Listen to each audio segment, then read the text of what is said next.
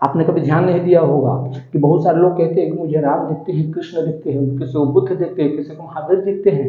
अब आपको लग रहा होगा कि वो राम आ ही गए, कृष्ण आ ही गए, इसलिए उसको दिख रहे हैं। नहीं, बहुत सारे लोगों के पास जाइए जो कृष्ण भगवान की गौरी गोपाल की पूजा करते हैं ना, लड़कियां हो या लड़के, वो कहते हैं कि हमारे भगवान आते हैं सपने में, हमें दिखाई देते हैं, कभी किचन से झाँकते हुए, कभी घर में घूमते हुए, कभी खेलते हैं हम। आपको लग रहा होगा कि कृष्ण भगवान उसके साथ आ ही गए। नहीं, वो आदमी 5 साल, 10 साल, 20 साल, 25 साल, 30 साल तक एक ही आदमी के बारे में, एक ही नाम को लेके, एक ही छवि बना के कल्पना किया है।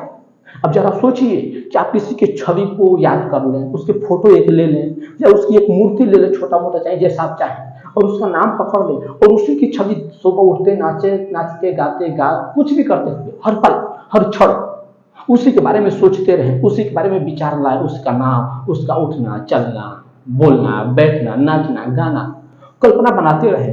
10 साल, 20 साल, 5 साल, 15 साल, 25 साल, 30 साल के बाद वो व्यक्ति आपको दिखने लगेगा जगह जगह पे।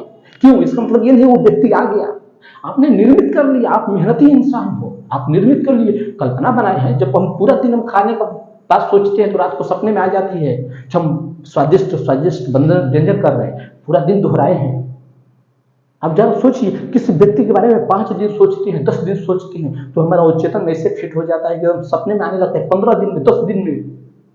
और किसी के बारे में 10 साल, 15 साल, 20 साल कल्पना बनाई जाए तो व्यक्ति साक्षात दिखने लगे। इसका मतलब ये नहीं वो व्यक्ति आ गया, उसने कल्पना कर लिया।